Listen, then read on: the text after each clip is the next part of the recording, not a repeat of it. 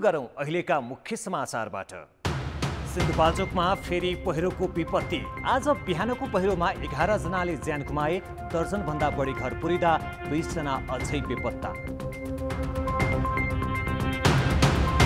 व्यावसायिक भन्दा वफादारलाई नियुक्त गर्ने परिपाटीले अख्तियार। सत्ताको छायामा पदाधिकारीको नियत र अक्षमताका कारण शक्तिशाली संवैधानिक निकायको औचित्यमै प्रश्न। आज 1039 कोरोना संक्रमित थपिए।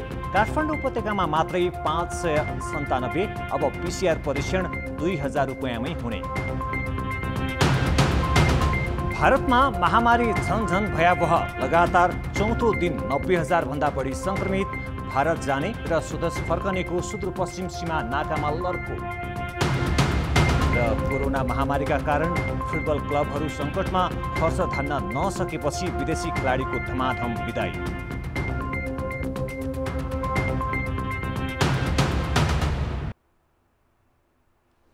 सिन्धुपाल्चोकमा पहिरोमा पुरिएर ज्यान गुमाउनेको संख्या 11 पुगेको छ। 20 जना बेपत्ता भएका छन्। अविरल वर्षापछि सिन्धुपाल्चोकको 12 विषय नगरपालिकाको नागपुजे र भिरखर्कमा आज बिहान खसेको पहिरोले 12वटा घर पुरेको थियो। घर पुरिँदा बेपत्ता 31 जना मध्ये 11 को शव फेला परेको र 20 जनाको खोजी जारी रहेको प्रहरीले जनाएको छ। नागपुजेमा 8 र भिरखर्कमा 4 घर पहिरोले पुरेको प्रहरी उपरीक्षक राजन अधिकारीले जानकारी दिए। मृतक सबैको शनाखत भएको छ। विस्थापित करिब 200 जनालाई घटनास्थल नजिकै टेन्ट निर्माण गरेर राखिएको छ। यो सहित सिन्धुपाल्चोकमा 2 महिनामा पहिरोकै कारण ज्यान गुमाउनेको संख्या 63 पुगेको छ भने 41 जना बेपत्ता भएका छन्। जुगल गाउँपालिकाको लिदीमा साउन 30 गतेको पहिरोमा 17 घर पुरिँदा 37 जना बेपत्ता भए, जसमा 34 जनाको शव फेला परेको छ भने 3 जना अझै बेपत्ता छन्। यस्तै असार 24 गते 12 विषय नगरपालिकाको जम्बू र खातलामा पहिरोले 34 घरसँगै 20 जनालाई पुरेको थियो। पुरिने 3 जनाको मात्रै शव फेला परेको छ भने 17 जना अहिलेसम्म बेपत्ताकै सूचीमा छन्। उता भोटेकोशी गाउँपालिकाको फुजिङकट्टीमा साउन 1 गतेको पहिरोले एकै परिवारका 5 जनाको ज्यान लिएको थियो। 1 जना बेपत्ता छन्। यस्तै साउन 19 गते जनै पूर्णिमाका दिन मेलम्ची नगरपालिकाको कवड हल बनाउने काममा खटिएका 8 जना मजदुरको पहिरोमा पुरिएर ज्यान गएको थियो भने 5 पोखरी गाउँपालिकाको थाङपालमा पहिरोमा पुरिएर एक दम्पतिको मृत्यु भएको थियो। यसैबीच बागलुङको जमैनी नगरपालिकामा आजै 2वटा छुट्टा छुट्टै स्थानमा पहिरोले घर पुर्दा 2 महिलाको मृत्यु भएको छ। यस्तै 6 जना घाइते भएका छन्। यसैबीच सिन्धुपाल्चोकको पहिरो पीडितहरूको बारेमा थप जानकारीका लागि यति बेला हाम्रा संवाददाता कमला तामाङ हाम्रो प्रत्यक्ष टेलिफोन सम्पर्कमा हुनुहुन्छ। कमलाजी, पहिरो पीडितहरूको त्यसै गरी त्यहाँ बेपत्ता भएकाहरूको अहिले खोजी कार्य के भइरहेको छ, जानकारी गराउनुहोस्। साधनजी, अहिले सिन्धुपाल्चोक जिल्लामा आज भएको जुन पहिरोले पुरिएको र बेपत्ता भएकाहरूको चाहिँ जिल्ला प्रहरी कार्यालय र सशस्त्र प्रहरी र नेपाल आर्मीबाट चाहिँ उहाँहरूको खोजी कार्य भइरहेको छ।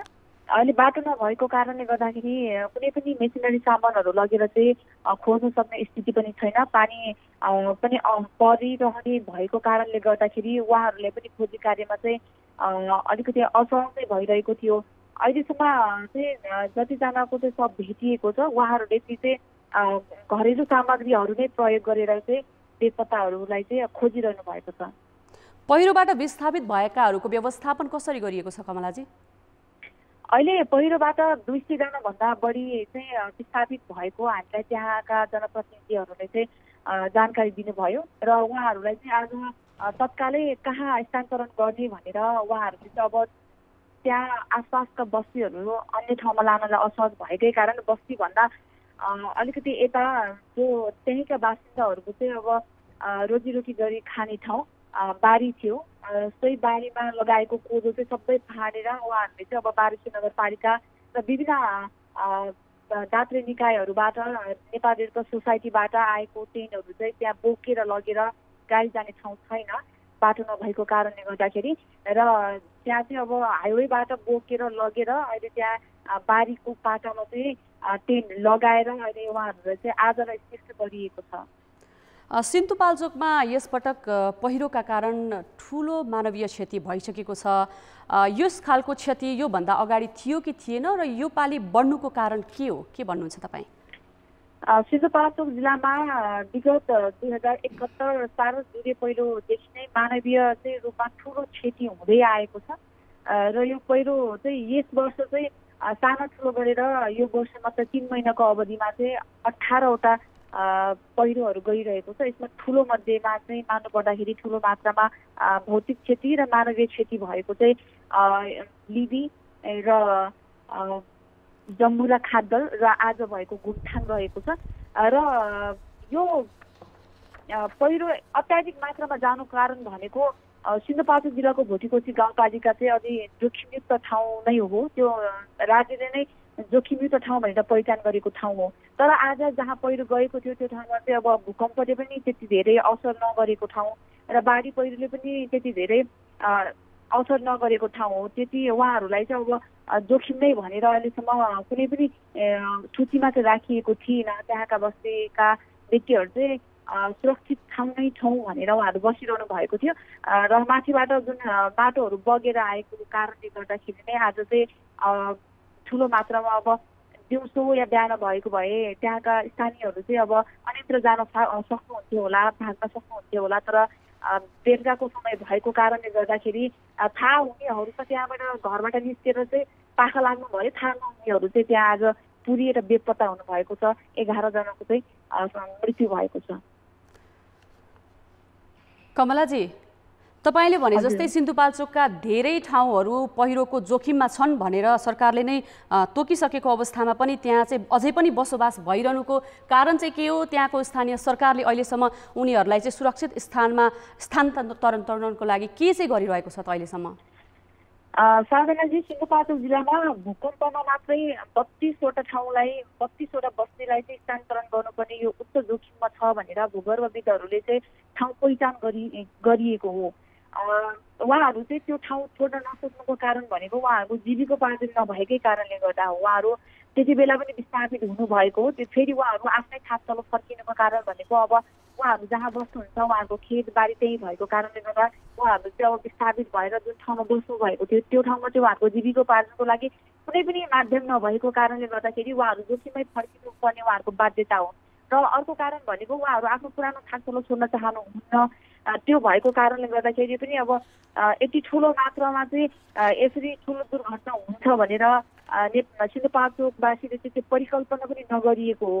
यो वर्ष चाहिँ अब सोचे भन्दा पनि ठुलो मात्रामा चाहिँ धनजनको क्षति भएको छ र स्थानीय तहहरूले पनि यसभन्दा अगाडि स्थानीय निकाय हुने बेलामा नै भूकम्प आएको हुँदा र त्यति बेला नै भूगर्भविदले चाहिँ अति जोखिमयुक्त ठाउँ 32 बस्तीलाई चाहिँ स्थानान्तरण गर्नुपर्ने भनेर उहाँहरूलाई भन्नुभएको थियो। तर त्यो चाहिँ जिल्ला विपद व्यवस्थापन समितिलाई मात्र त्यो सूचना जानकारी आएको थियो। स्थानीय तहपछि हजुर, जानकारीका लागि यहाँलाई धन्यवाद। उहाँ हुनुहुन्थ्यो हाम्रा सिन्धुपाल्चोक संवाददाता कमला तामाङ।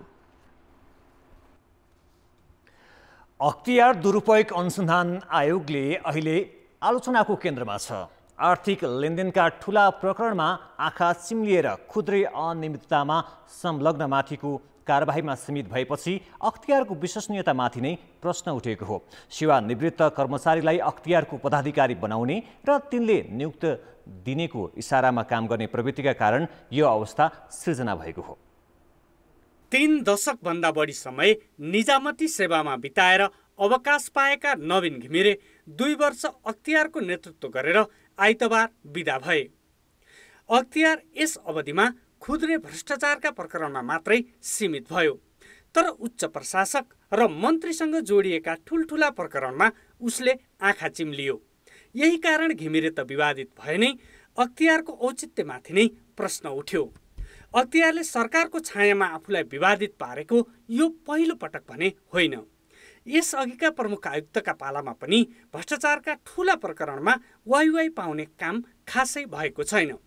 सूर्यनाथ उपाध्यायका पालामा राजस्वका करिब 2 दर्जन कर्मचारी र केही मन्त्री फन्दामा परेका थिए।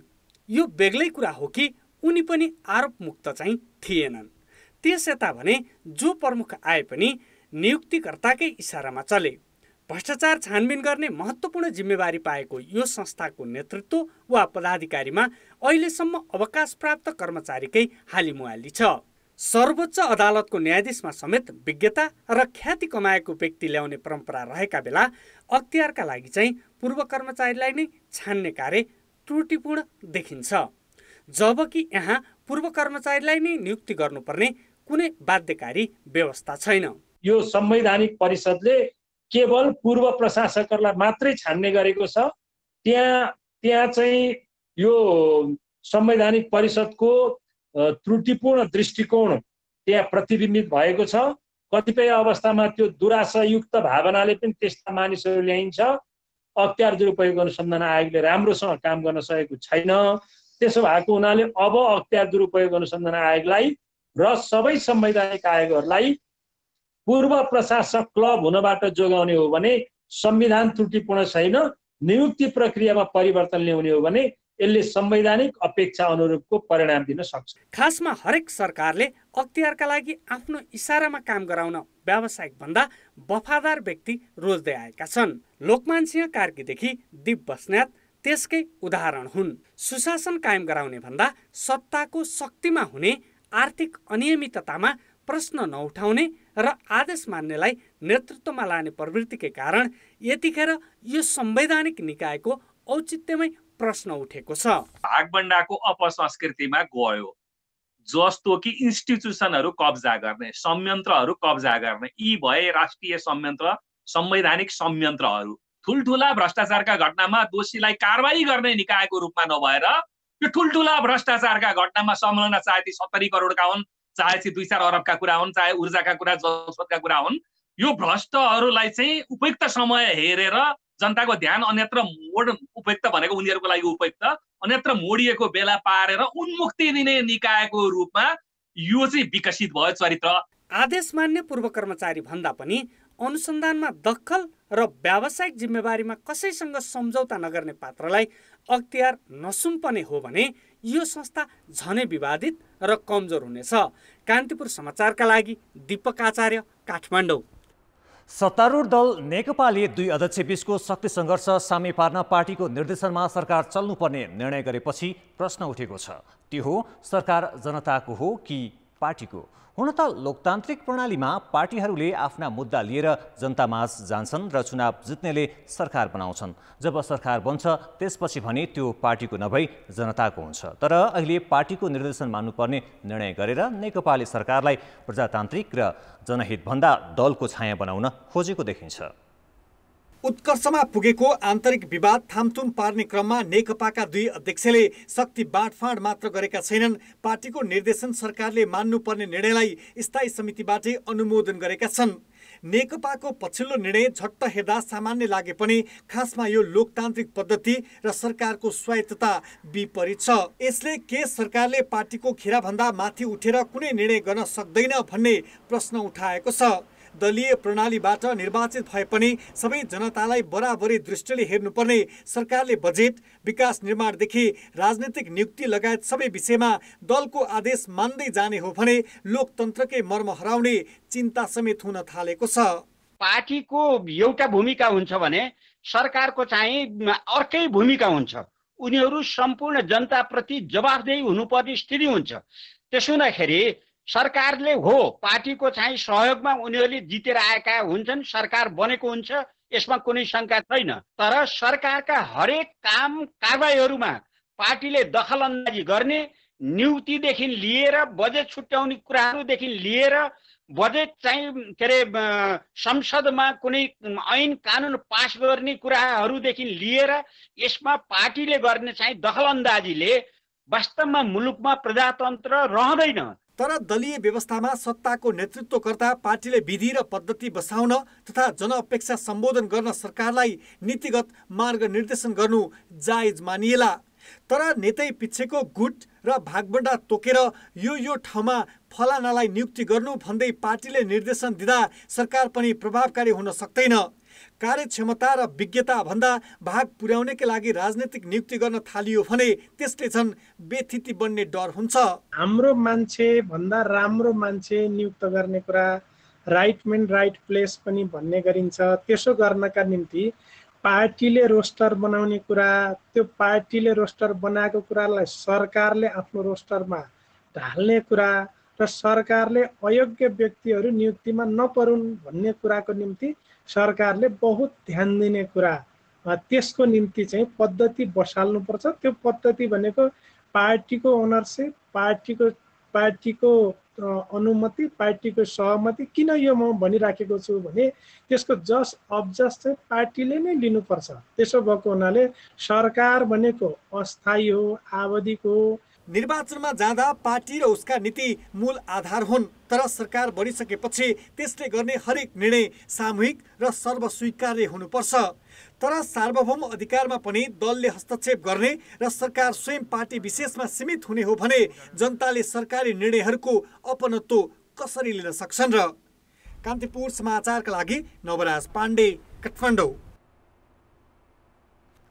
अब बाँकी समाचार। पछिल्लो 24 घण्टामा काठमाडौँ उपत्यकामा 597 सहित 1039 जना संक्रमित थपिएका छन्।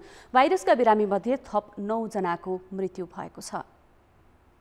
मृत्यु हुने मध्ये काठमाडौँका मात्रै 6 जना छन्। यस्तै मोरङ, सिन्धुपाल्चोक र कास्कीमा एक जनाको मृत्यु भएको स्वास्थ्य मन्त्रालयले जनाएको छ। यो सँगै भाइरसबाट नेपालमा मृत्यु हुनेको संख्या 345 पुगेको छ। यसैगरी 1039 जना थपिएपछि कुल संक्रमितको संख्या 54,159 पुगेको छ। संख्या बढ्दै जाँदा सरकारले पीसीआर परीक्षण शुल्क घटाएर 2000 रुपैयाँ कायम गरेको छ। चाहिँ पुनरावलोकन गरिएको छ। बजारमा रिएजेन्ट र अन्य सामानहरूको मूल्य घटेको आधारमा यो संशोधन गरिएको हो। कोभिड-19 को पीसीआर परीक्षण शुल्क सबै प्रयोगशाला, सबै भन्नाले पब्लिक, प्राइभेट, सरकारी, निजी सबै प्रयोगशालाको लागि शुल्क सबै शुल्क सहित अधिकतम रु 2000 रुपैयाँ तोकिएको छ।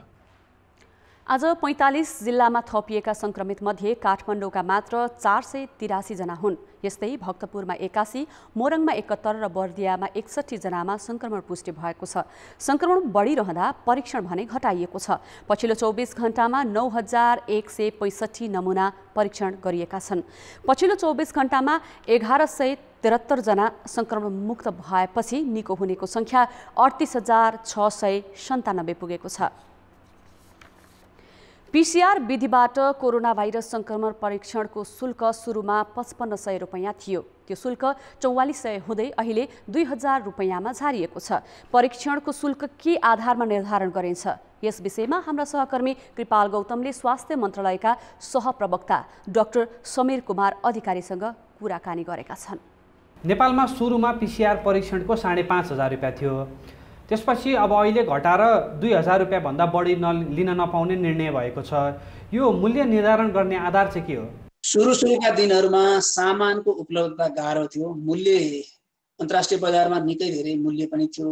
जतिखेर 5500 स्वास्थ्य जनसङ्ख्या मन्त्रालयले मूल्य निर्धारण गर्दा त्यतिमा गर्न सकिँदैन भन्ने किसिमको आवाजहरू पनि धेरै आएको थियो, किनभने त्यतिखेर सामानै धेरै महँगो थियो।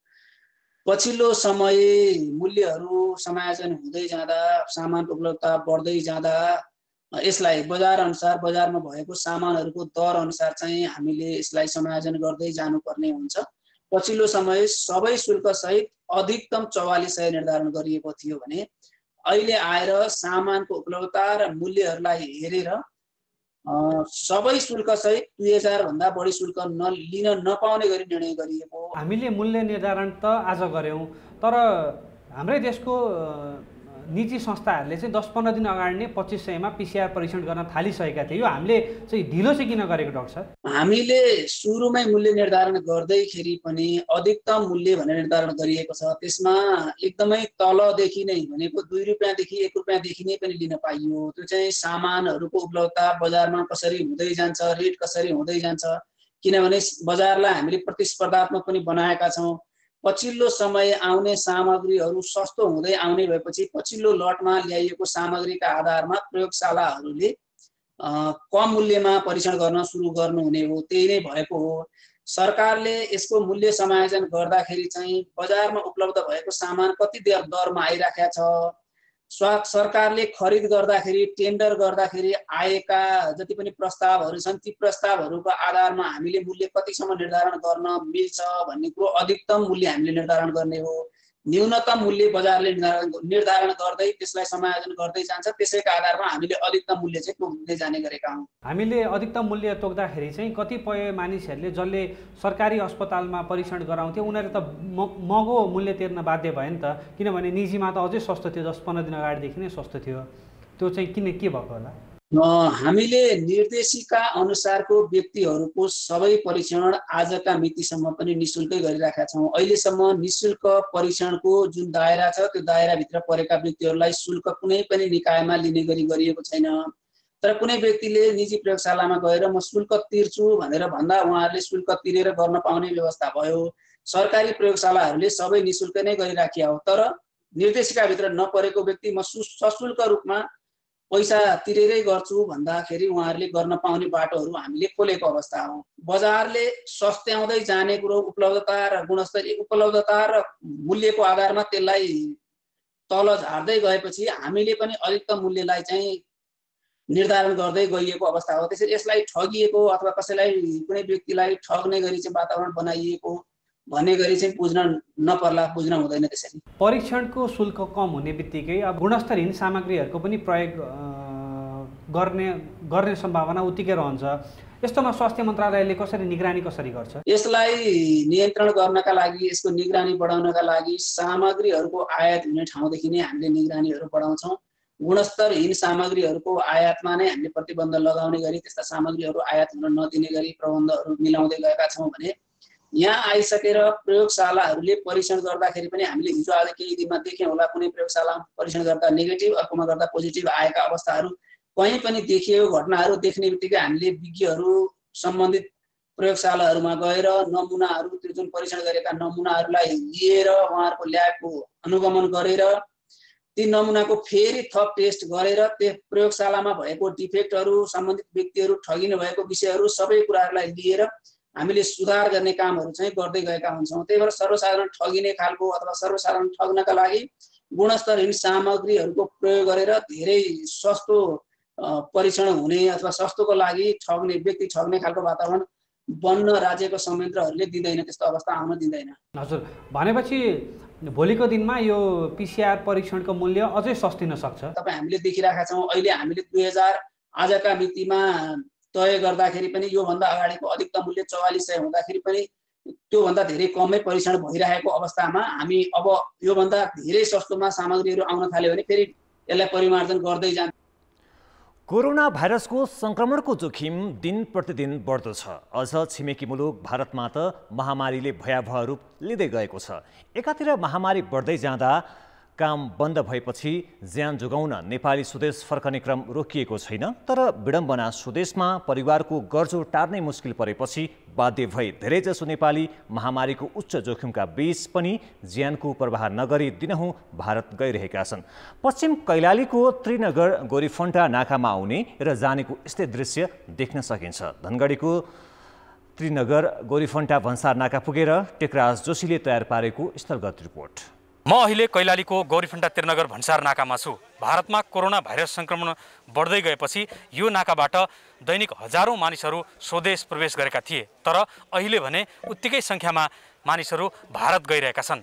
लामो लकडाउनका कारण स्वदेशमा रोजगारीका अवसर नपाएपछि भारतमा कोरोना भाइरसको जोखिम हुँदाहुँदै पनि परिवारको छाक टार्नकै लागि अहिले सुदूरपश्चिम प्रदेशका विभिन्न जिल्लाबाट यसरी मानिसहरू दिनहुँ भारत गइरहेका छन्। उनीहरूलाई रोग भन्दा पनि यतिखेर भोकको चिन्ताले पिरोलेको छ। मरौँ ल हजुर, यहाँ कामधाम के छैन है, बालबच्चा पाल्नु छ, के नगई भएन। डर त अब लागिरहेको छ, के गर्ने त अब पेटको लागि भए पनि घर बालबच्चाको लागि भए पनि जानु पर्यो। मर्ला बाजे पाल्ला, यहाँ त नेपालमा त औषधि हुँदैन। उहाँ भएर ज्वरो आयो भने जे भयो भने जे बेला औषधिको त सेटहरूले बोलाएको छ। यो नाकाबाट अहिले दैनिक 400 देखि 500 को हाराहारीमा मानिसहरू आउजाउ गरिरहेका छन्।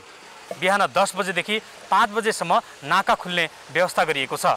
भारत जानेहरूलाई भारतीय सीमा सुरक्षा बल एसएसबीले आधार कार्ड अनिवार्य गरेको छ। आधार कार्ड नभएकाहरूलाई भारत जान प्रवेश निषेध गरिएको छ भने नेपाल प्रवेश गर्नेहरूलाई पनि नेपाली सुरक्षा निकायले नागरिकता अनिवार्य गरेको छ। स्वदेशमा रोजगारीका अवसर नपाएपछि लकडाउनमै फर्किएकाहरू पनि अहिले फेरि भारत प्रवेश गरिरहेका छन्।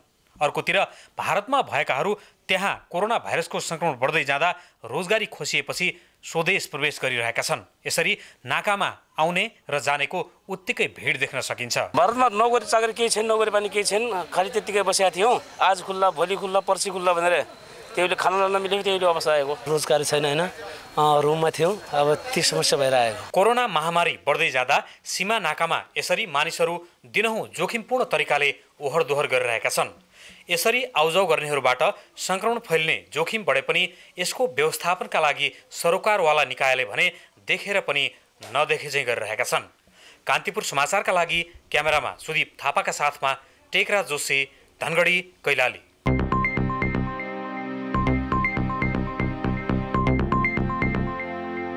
तरकारीका साथै दैनिक उपभोग्य वस्तुको भाउ आकाशिएको छ। व्यापारीले उत्पादन नै घटेको, ढुवानी प्रभावित भएको लगायत कारण देखाएर हरेक साता जसो भाउ बढाइरहेका छन्।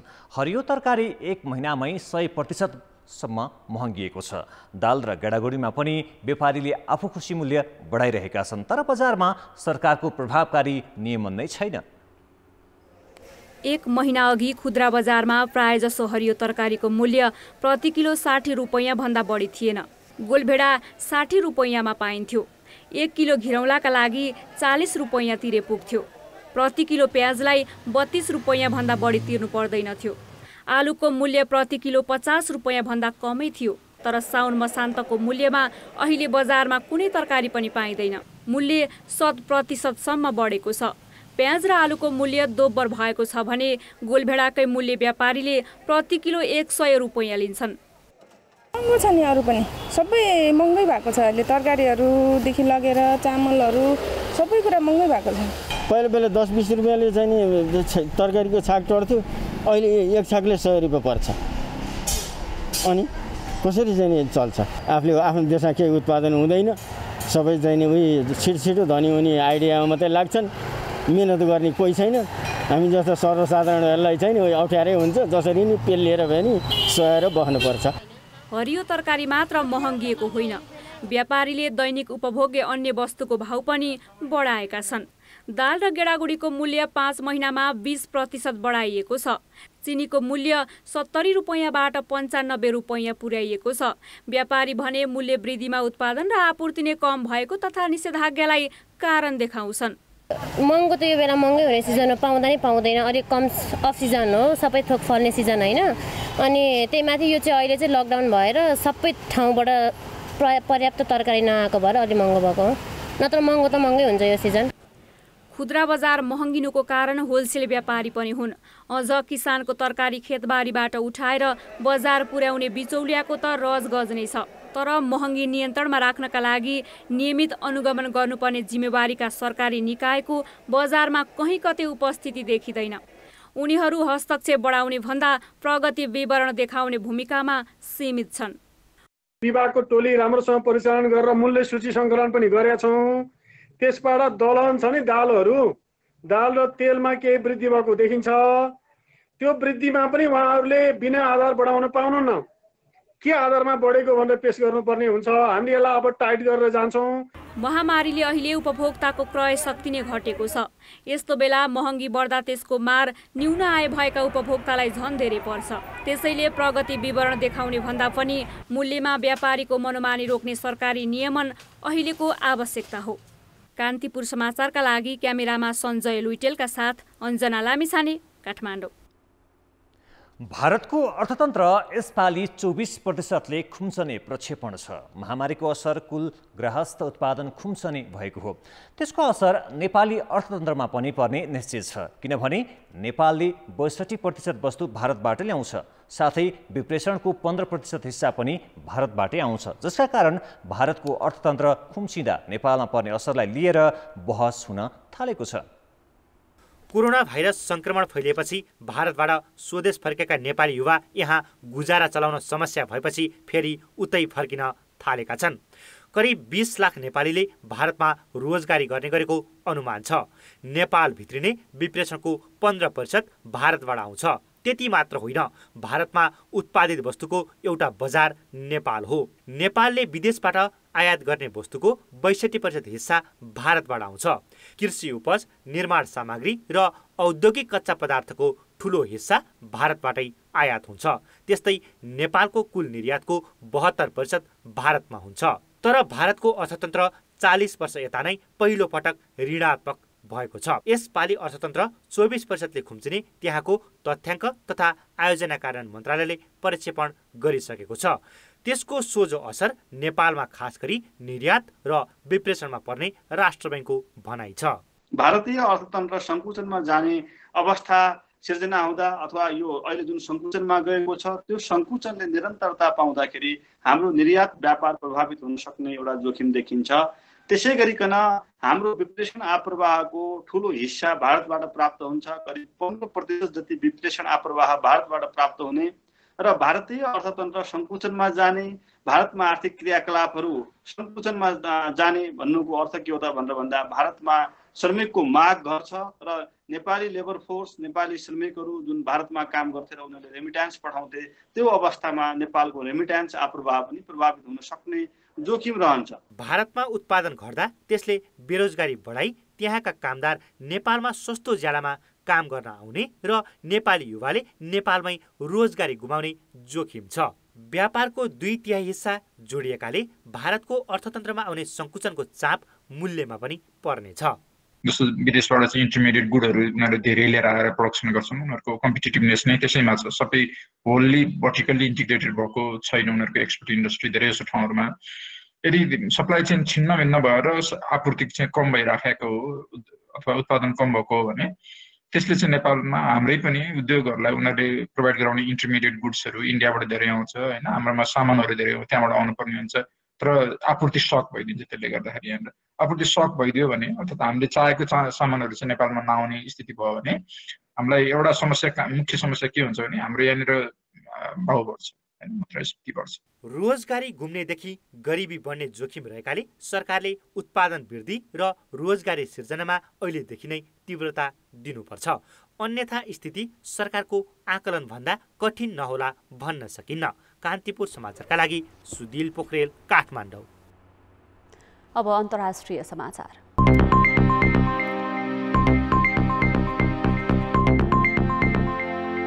भारतमा लगातार चौथो दिन कोरोना संक्रमितको दैनिक संख्या 90,000 कटेको छ। पछिल्लो 24 घण्टामा त्यहाँ 93,372 जना नयाँ संक्रमित थपिएका छन्। यो सँगै त्यहाँ महामारीबाट ग्रसितको कुल संख्या 47.5 लाख पुगेको छ। मृत्यु हुनेको संख्या 78,500 नाघेको छ। नेपालसँग सीमा जोडिएको उत्तर प्रदेश भारतमा सबैभन्दा बढी प्रभावित मध्येको एक राज्य हो। भारतको स्वास्थ्य मन्त्रालयले संक्रमण निको हुने दर 77.8 रहेको जनाएको छ। यसैबीच कोरोना कहरका बीच आज भारतमा चिकित्सा शास्त्र अध्ययनका लागि प्रवेश परीक्षा सम्पन्न भएको छ। आजको परीक्षामा देशव्यापी रूपमा करिब 16 लाखको सहभागिता रहेको थियो। परीक्षामा सहभागी हुने विद्यार्थीले अनिवार्य मास्क, ग्लोभ र सेनिटाइजरको प्रयोग, सामाजिक दूरी लगायतका आवश्यक सुरक्षाका उपाय अपनाएको भारतीय सञ्चार माध्यमले जनाएका छन्। अमेरिकाको पश्चिमी तटीय राज्यहरूको जंगलमा लागेको आगलागीमा परि 30 जना भन्दा बढीको मृत्यु भएको छ। क्यालिफोर्निया, अरेगन र वाशिंगटन राज्यमा लागेको डढेलोमा परि दर्जनौं मानिस बेपत्ता छन्। 3 साता अघि सुरु भएको आगलागीमा हजारौं घर जलेका र 10 लाख एकड जमिन परेको बीबीसीले जनाएको छ।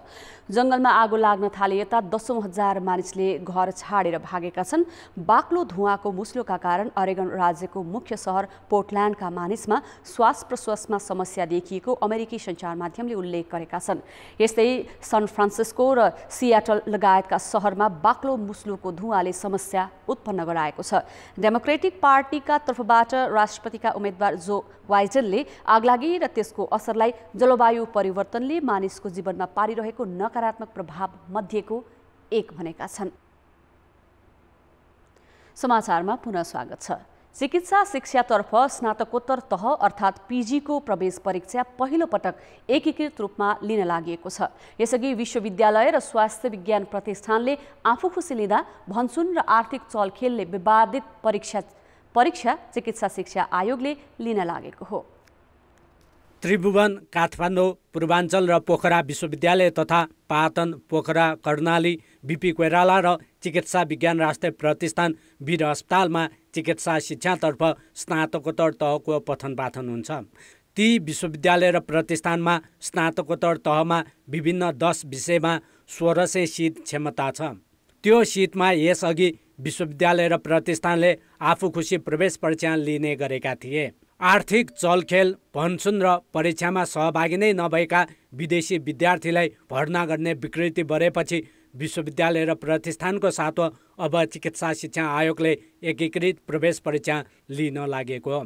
सबै विश्वविद्यालय र प्रतिष्ठानका लागि एकै पटक परीक्षा लिनेछ।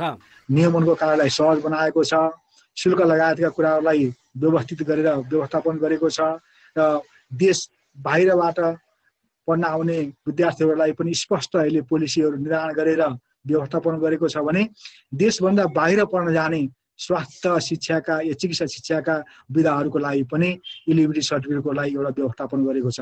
यी कुराहरू यो कमन इन्ट्रान्स एउटा एक्जामले धेरै पक्षहरूलाई व्यवस्थापन गरेको छ। परीक्षाका लागि आयोगले असोज 1 गतेदेखि 15 दिनको समय दिएर अनलाइन आवेदन खुलाउनेछ। सिसिएमसीले अनुमति दिए दशैं अघि नै परीक्षा लिने तयारी छ। निकै महँगो मानिने पिजी सरकारी शिक्षण संस्थामा छनौट हुनेले निःशुल्क पढ्न पाउँछन्।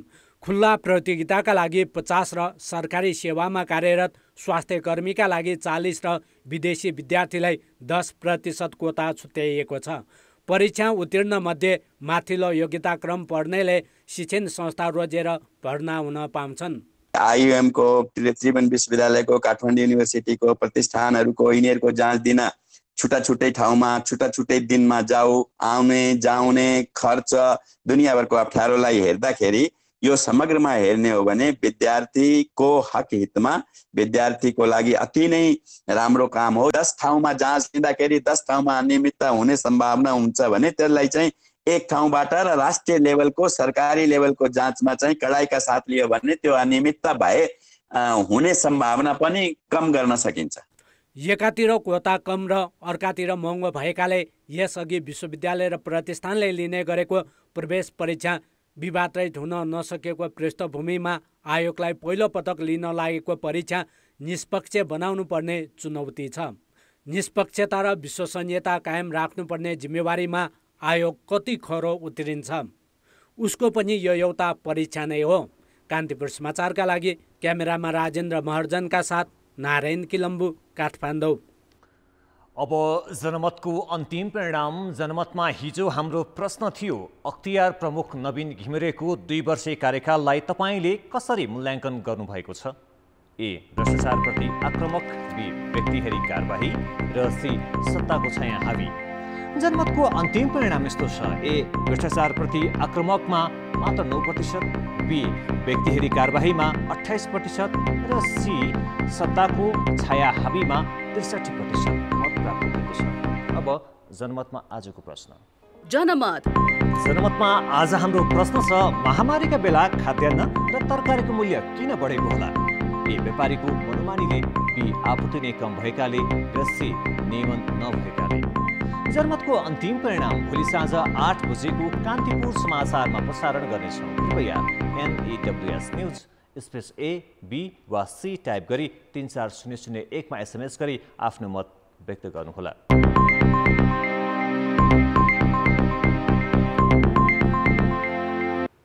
नमस्कार, कान्तिपुर खेलकुद समाचारमा स्वागत छ। कोरोनाकै कारण खेलकुद गतिविधि बन्द हुँदा नेपाली फुटबल पनि 6 महिनादेखि ठप्प छ। त्यसको असर क्लबहरूमा झन बढी छ। खर्च धान्न नसकेपछि क्लबहरूले विदेशी खेलाडीलाई घर फर्काउन थालेका छन् भने तलब दिन समेत सकिरहेका छैनन्।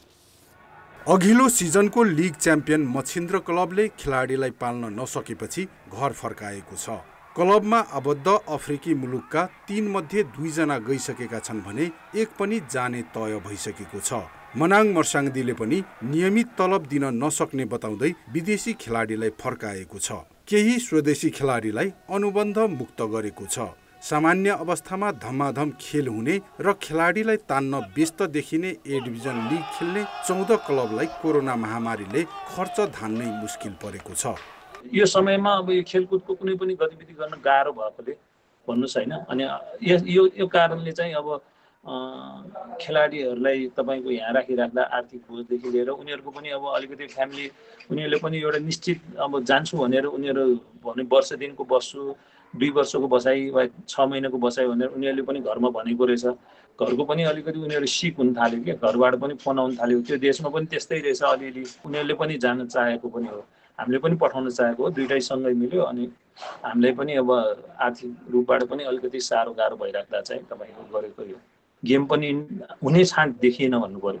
नेपाली फुटबलको एउटा सिजन नै कोरोनाले बिथोलेको छ। एकपछि अर्को प्रतियोगितामा व्यस्त हुने क्लबहरू नयाँ सिजनका लागि राम्रा खेलाडी अनुबन्धको खोजीमा हुन्थे, तर त्यो अवस्था रहेन। अहिले अनुबन्ध गरिएका खेलाडीलाई पनि तलब दिन धौधौ परेको छ। सटर भाडा, पार्किङ शुल्क लगायतका वैकल्पिक आम्दानीका बाटाहरू पनि बन्द भएका छन्। त्यसमाथि फुटबल कहिले सुरु हुन्छ भन्नेमा समेत अन्यल हुँदा आर्थिक बोझ कहिलेसम्म धान्नु पर्ने हो यकिन छैन। होइन, हामीलाई त टोटल्ली नै असर छ नि। कोभिडले गर्दा मैले अहिले नि भने नि अब हाम्रो 6 महिनादेखिको अब हामीले लगभग 50 लाख रुपियाँ हाम्रो अब घर भाडाहरू नै उठिरहेको अवस्था छैन होइन। अब फुटबल गतिविधि छैन। अब त्यसले गर्दाखेरि अब खेलाडीहरूलाई जेठ मसान्तसम्मको अब कन्ट्याक्ट गरे अनुसारको हामीले स्यालेरीहरू उपलब्ध गराउनु पर्ने अवस्था छ। भन्दा अब मौसमका प्रतियोगिताहरूबाट खेलेर केही भए पनि आम्दानीहरू गर्ने, अब केही समय भए पनि व्यस्त हुने कुरा पनि बन्द छ भनेपछि अब यो फुटबल गतिविधि थप हुँदाखेरि त अब क्लबहरूलाई त धेरै नै अप्ठ्यारो छ। यसबाट त अब उठ्नलाई धेरै गाह्रो अवस्थामा चाहिँ आउँछ। हुन त कोरोना महामारीले असर नगरेको क्षेत्र नै छैनन्। यस्तो बेला खेल क्षेत्र बच्ने कुरै भएन। तर युरोप अमेरिकामा शर्त र मापदण्ड अपनाएर खेलकुदलाई लयमा फर्काउने प्रयास भइरहँदा नेपालमा भने पहल समेत हुन सकेको छैन। त्यसैले खेलकुदको निकायले जति व्यवस्था गर्छ क्लबहरूमाथि झन्झन समस्या बढ्ने निश्चित छ। कान्तिपुर समाचारका लागि प्रदीप लेखी, काठमाडौँ। कान्तिपुर खेलकुद समाचार अहिले यति नै। धन्यवाद रोशन। अब मौसम सम्बन्धी जानकारी।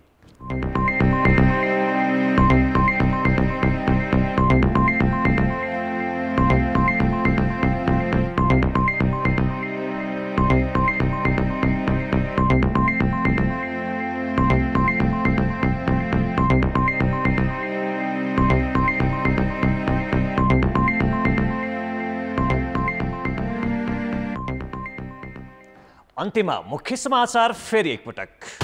सिन्धुपाल्चोकमा फेरि पहिरोको विपत्ति। आज बिहानको पहिरोमा 11 जनाले ज्यान गुमाए। दर्जनभन्दा बढी घर पुरिँदा 20 जना अझै बेपत्ता। व्यावसायिक भन्दा वफादारलाई नियुक्त गर्ने परिपाटीले अख्तियार सत्ताको छायामा। पदाधिकारीको नियत र अक्षमताका कारण शक्तिशाली संवैधानिक निकायको औचित्यमै प्रश्न। आज 1039 कोरोना संक्रमित थपिए। काठमाडौँ उपत्यकामा मात्रै 597। अब PCR परीक्षण 2000 रुपैयाँमै हुने। भारतमा महामारी झनझन भयावह। लगातार चौथो दिन 90,000 भन्दा बढी संक्रमित। भारत जाने र स्वदेश फर्कनेको सुदूरपश्चिम सीमा नाकामा लर्को। कोरोना महामारीका कारण फुटबल क्लबहरू सङ्कटमा। खर्च धान्न नसकेपछि विदेशी खेलाडीको धमाधम बिदाई।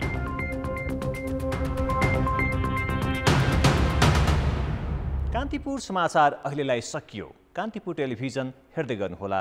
नमस्ते।